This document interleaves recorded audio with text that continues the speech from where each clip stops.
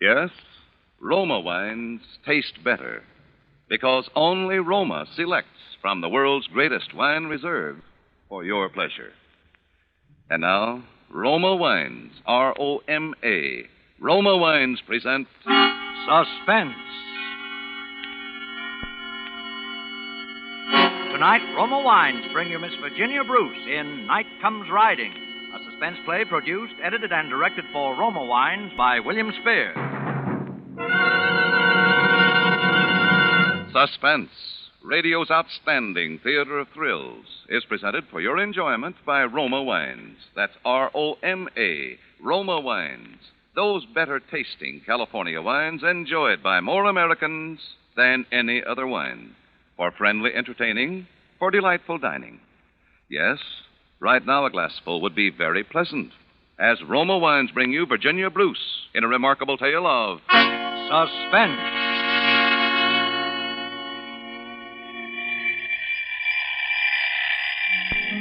It was a Monday. The most ordinary Monday in the world. Except that I'd stolen an extra 5 minutes doze after the alarm went off, and I was feeling just a teeny bit guilty about it. Ed always leaves for the office at 9 sharp, so I can't afford to waste a second in the morning. Well, by the time I had the furnace going, the table laid in the breakfast nook, and the coffee and toast started, it was 7:30. That left me 10 minutes more before Ed would be ready for me to run his bath. 10 precious minutes to myself. I suppose every woman has some little pet vanity of her own. With me, it's my hair. Ed's always trying to make me have it cut. He says long hair is unhygienic, and besides, a woman of my age shouldn't be concerned with appearances. I often wonder what he would say if he knew I spent 10 whole minutes every morning just brushing and combing my hair. Just brushing and combing and admiring myself in the mirror like any schoolgirl. Only this morning I didn't. I was a little upset. Lily! Yes, dear? Where's my blue serge suit? I can't find it anywhere. Oh, Ed, I gave it to the cleaner. Oh, no. Well, it did need cleaning so badly, you said so yourself. I said nothing of the kind. But you did, Ed. You said... All right. I'll wear the gray. You'd better come out and start your breakfast. It's late. Yes. I'll be right up. Ed? Yes? You know, Roger didn't come home last night. Oh? Isn't he? No, and I'm worried. Well, I don't see why. Half the time he doesn't get home until 3 or 4 o'clock in the morning. Now, cream, please. Yes, dear. But he's never stayed out all night before. Look, Millie, for 2 years I've provided food and shelter for your nephew so he could go to college in this town, and I've never complained. And please don't say it's because of his old man's money either. You had a quarrel with him last night, didn't you? Oh, it wasn't a quarrel. I just told him a few things for his own good, that's all. Well, it was more than that. I heard you.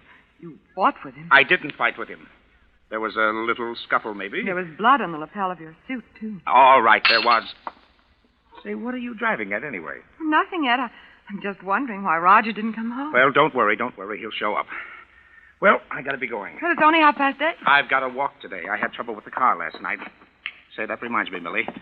What are all those glass jars doing up on the shelf in the garage? Oh, my preserving jar. Well, whatever they are, they certainly don't belong in the garage. But, Ed, I never start with my preserves until the 15th. You know. Oh, look, Millie, look. Raleigh's are sending a mechanic up the first thing this morning to look over the car. I don't want the garage looking like a cannery. Besides, those things are dangerous up there. Suppose they should fall. All right. Put them down in the cellar. Why, up there where they are, those things could be the death of somebody.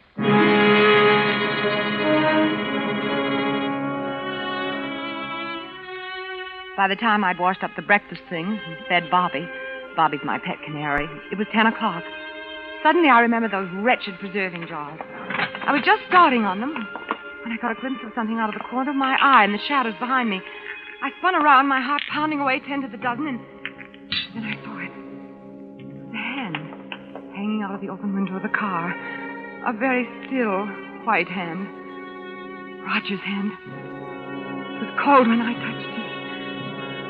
Roger was dead. I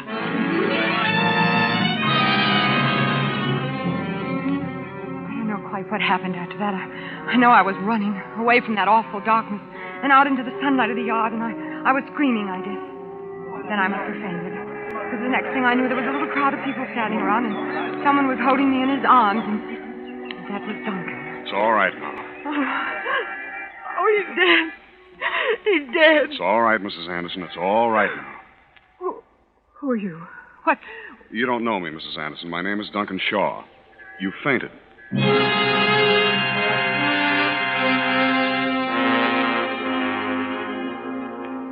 next few weeks were like a nightmare. The local police, and then the state authorities, too. Questioning, looking, snooping. They knew he'd died of carbon monoxide poisoning, but there were some wounds, too, on his head, and they couldn't explain them. All this and what happened to poor Roger and Ed being so nervous and irritable. Finally, there was an inquest. I didn't even go to it, but it was all in the papers the next day. You're not eating your breakfast, Ed? I don't feel hungry. Oh, all right. Ed? Yes? What does an open verdict mean? Open verdict? Yes, that's what the coroner's jury said about Roger, wasn't it? Yes, that's right. Well, what does it mean? Well, it just means that they don't know. They don't know how it happened. You mean whether it was an accident or something else? Yes. I don't think it was an accident. Do you, Ed? I don't know. I don't know what it was. Who do you think did it? What do you mean by that? Just what I said. Who do you think did it? I don't know. What do you mean? It probably was an accident. Maybe it was suicide. How do I know? Somebody hit him, Ed. All right, maybe somebody did. I don't know, and I don't care. You don't what? I said I don't know, and I don't know anything about it.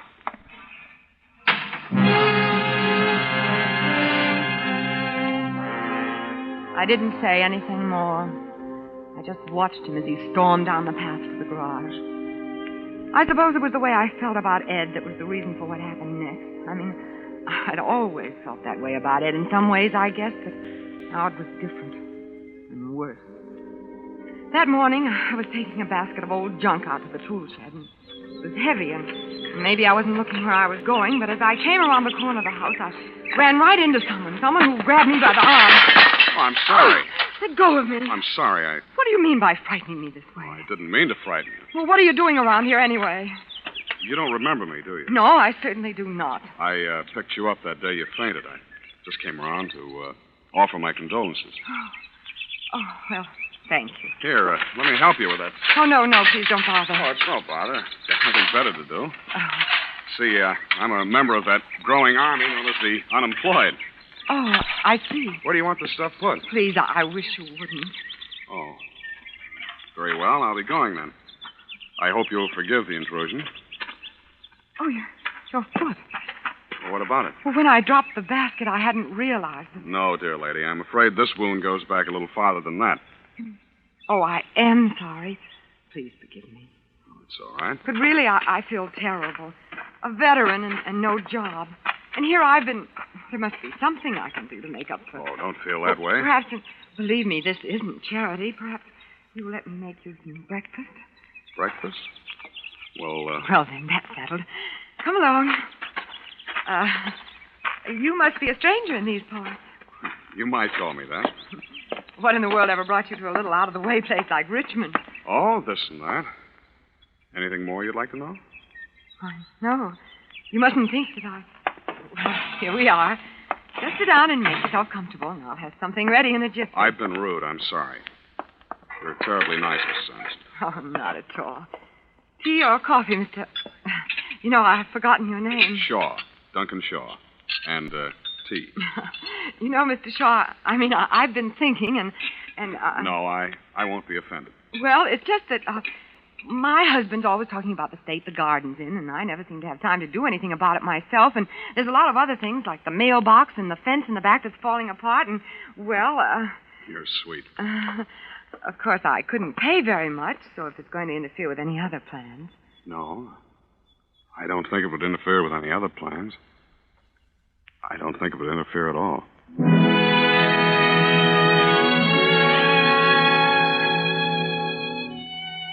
That's how it began, just as casually as that.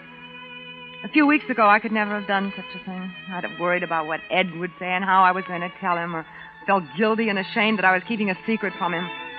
It didn't make any difference now. I didn't care. Duncan came to work every day after Ed had gone to the office and left before he got home. And it got so I looked forward to his coming with a strange, secret happiness. hope I'm not disturbing you, Miss Anderson. Why, no, of course not. I was just going home for the day, and I Well, thought of course, if you'll just wait a minute. I left my purse upstairs. Oh, you've already paid me today, Mrs. Anderson. Oh, yes, I did. You said you were going to hang some curtains this afternoon. I thought I might be able to help. Well, that's very kind of you, I'm sure. Will you join me in a cup of tea, sir? Oh, I wouldn't want to trouble you. There's no trouble. I've got it all made. Oh, so it is. You take milk or lemon? Oh, please. I'll do it. May I? Of course, it's just that... You're not used to being waited on. Well, now you come to mention it, I suppose I'm not. Or perhaps you've just forgotten what it feels like. Perhaps I have. Sugar? Yes, please. There are a lot of other things you've forgotten, aren't there? Oh, I don't know. Like, poetry, for instance? Poetry. You recognize this? Edna St. Vincent Millay? Where in the world? You asked me to clean out the attic. Duncan, give it to me. There isn't much left to give. Millay or Nick Kenny. It's all the same to the rats, but there's a name on the flyleaf. Mildred West. And part of a sonnet written out in longhand. You remember what it was? Mildred West? Why, no, I don't think I do. I think you do. I think you know it by heart. Love cannot fill the thickened lung with breath, nor clean the blood, nor set the fractured bone. Yet many a man is making friends with death, even as I speak, for lack of love alone. Mildred. Yes. You're lovely. Please. Your hair. It's like the Princess Griselda that I used to read about when I was a little boy.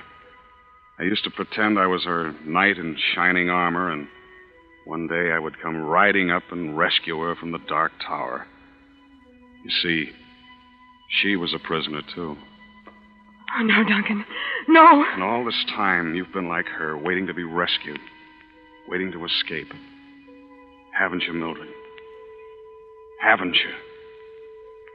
Oh, yes, Duncan. Yes. Yes, yes.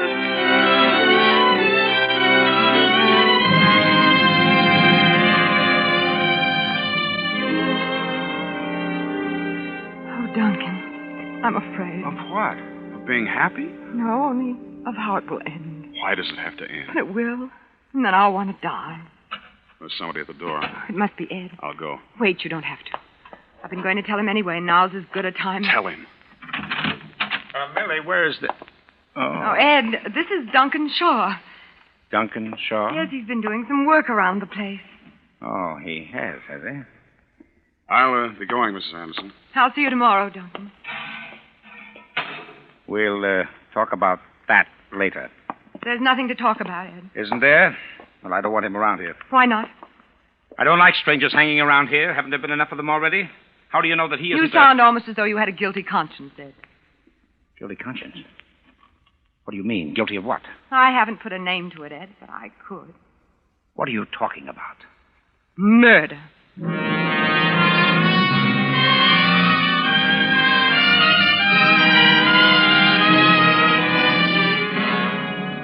For Suspense, Roma Wines are bringing you Virginia Bruce in Night Comes Riding. Roma Wines' presentation tonight in radio's outstanding theater of thrills, Suspense.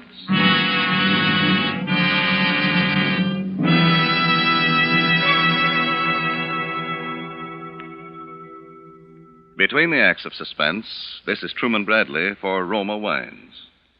For entertaining friends, for everyday pleasure, more Americans select Roma than any other wine.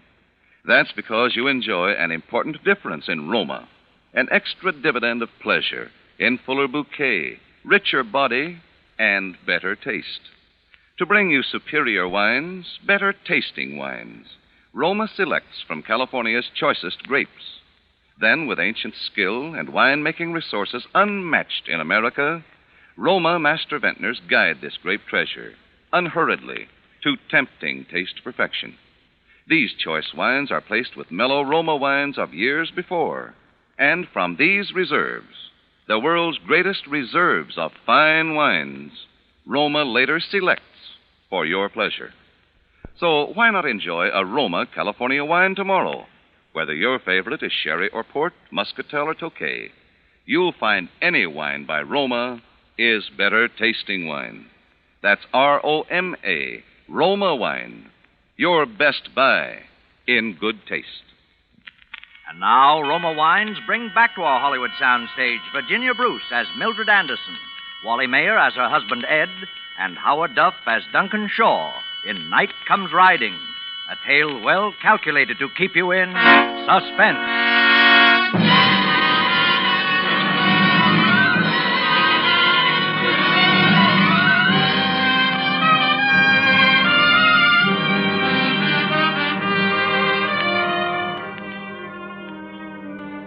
We never spoke of it after that.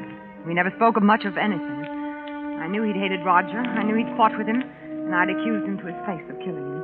He didn't even bother to deny it. What was there to talk about? Besides, I was in love. That was part of it, too, I suppose. Part of my trying to escape. Falling in love with a boy years younger than myself. A stranger that I'd only known a few short weeks. I knew I was living in a dream world and that I'd have to wake up someday. But I didn't care. Will you pass the milk, please, Millie? It's by your place. Oh, yes. Well, I see there was another robbery in town last night. Frank Davis's house. He was wounded, too. They took a shot at him. That's too bad. Well, you might show a little interest. That might have been our house, you know. That might have been me that stopped that bullet. Yes, I suppose it might. And you wouldn't care much either, would you? I didn't say that. Now, look, Millie. There's no use holding this thing against me forever. Holding what against you? Listen, I know you didn't tell them how I fought with Roger that night, and I'm grateful. When the police are looking for a suspect, you never can tell what they're liable to pounce on, but now... It's 8:30. You'd better get started. All right, Millie. If that's the way you want it. Well, I see your protege's out there bright and early this morning. Is he? What's the catch, Millie? You're not paying him enough to amount to anything. Maybe he just likes working for an important man like you. Or maybe he's smitten with the lady of the house, hmm? That'd be a hot one, wouldn't it? Millie's boyfriend. Well, I gotta go. Morning, sir. What? Morning.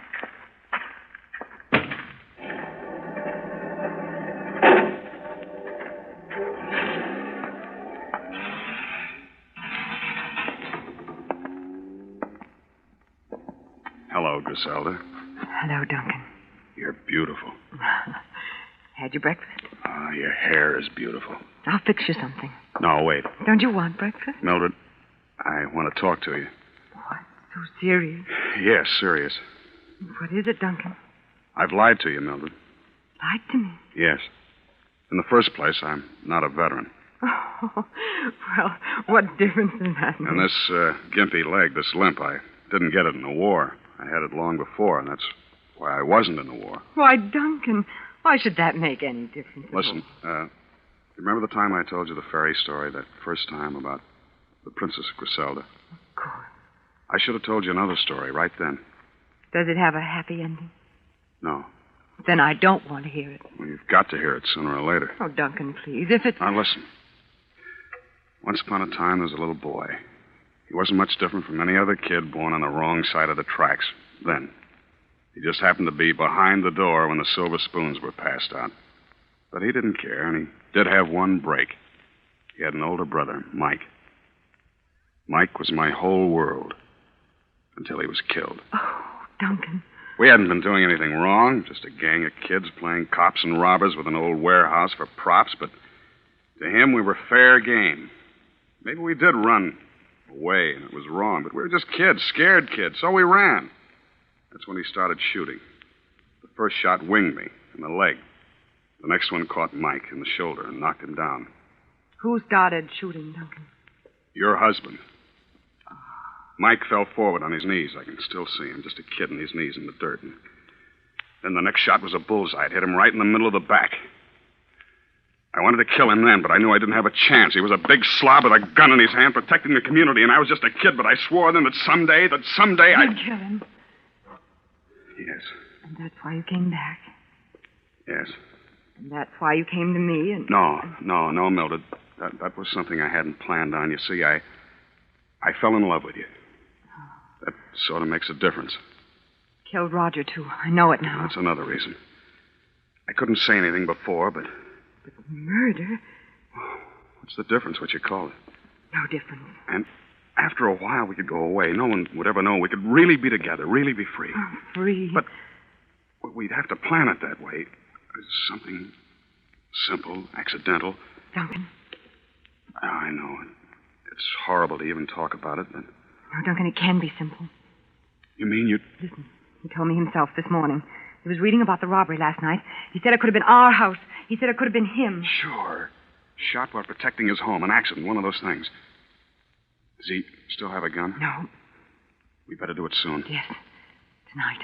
Tonight? Why not? I'll leave the kitchen door unlocked. All right.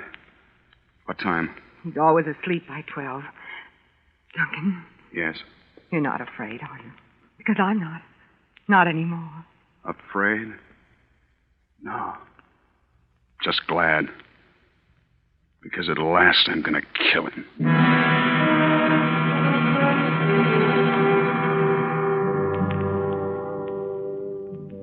I was quite calm after that. I got supper as usual, as I had for the past 10 years. Ed would be home for supper at 7:30. Ed was always home for supper at 7:30 on Thursday. Only on this Thursday, for the first time in 10 years, Ed was late. 30 agonizing minutes late. Well, something sure smells good. You're late. What happened? I stopped in at Lerner's Hardware. Brought you a little present. Gun? It's no water pistol. What do you want a gun for? What do you think? What are you afraid of, Ed? Who says I'm afraid? But what these robberies and all these other things... What other things? Oh, let's skip it, shall we, Millie? All I say is a man's entitled to a little protection for his home, for his wife. Isn't that right? Well, when do we eat? I'll dish it right up. Ed. Yes? About the gun... What about it? Well, where do you want to keep it? I'll put it away for you somewhere where you'll always... Oh, no. No. From now on, this gun's my right arm. Anybody starts prowling around this place is in for the shock of his life. Why, this thing will knock a man down at 50 yards. And any closer... Well, what's the matter with you? You look as if you've seen a ghost. Nothing. Well, come on, let's eat. I'm starved.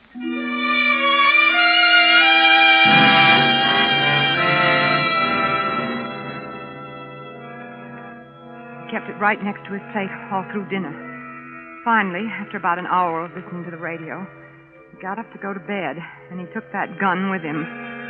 I followed, as I always did, to turn his bed down for him.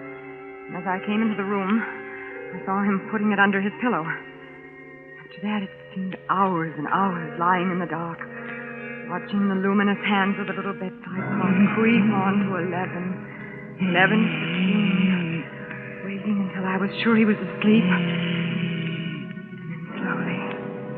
Ever so slowly, I slipped my hand under his pillow, reaching for the gun. What's the matter? What's the matter? I think I forgot to lock the kitchen door. Oh, go to sleep, Millie. I locked it myself.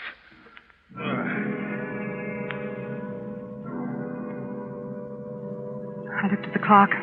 Nearly 11:15. There was no time for anything else now.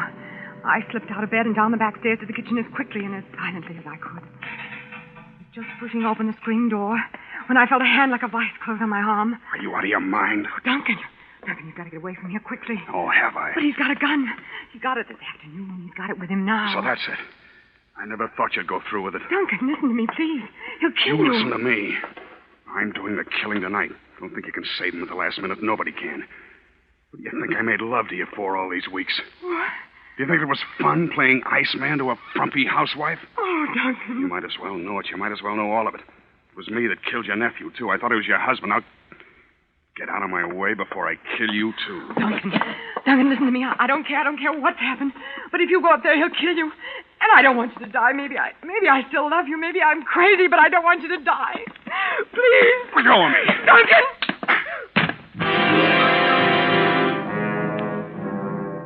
The blow stunned me and I fell. But only for a few seconds. And then I was scrambling to my feet again and running blindly across the dark kitchen and up the back stairs. There was still time. I could still stop it. Please, let there still be time.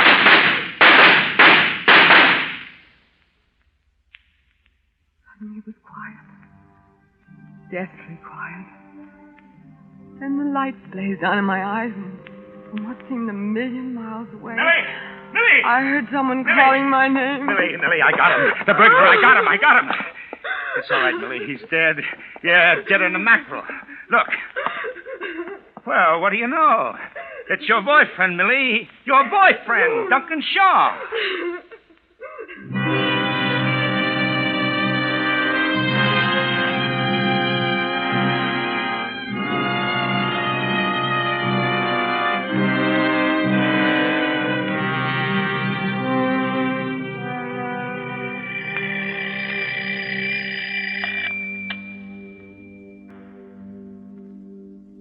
There's always so much to do in the morning.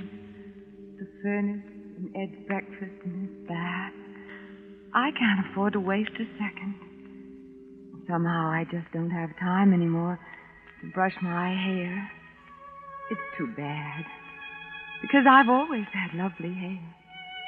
Once someone said I had hair like a princess. Like a princess in a fairy tale.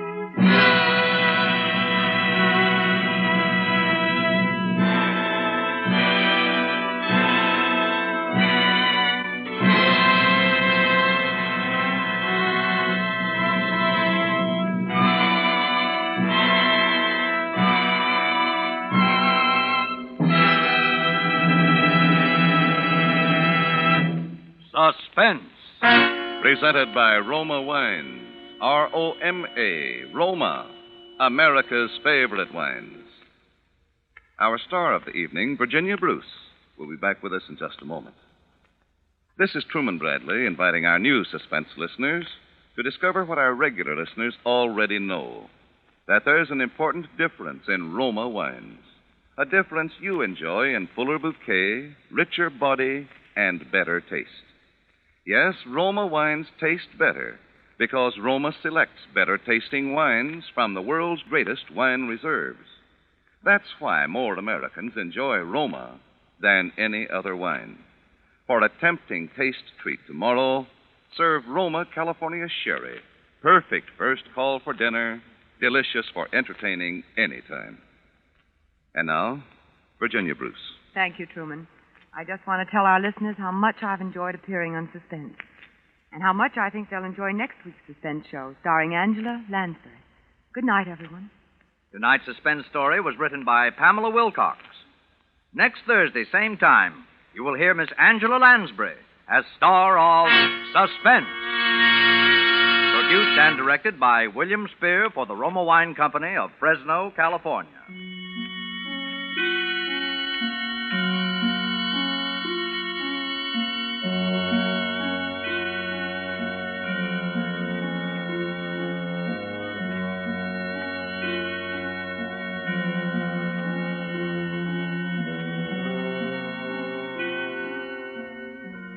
Stay tuned for the thrilling adventures of the FBI in Peace and War, following immediately over most of these stations.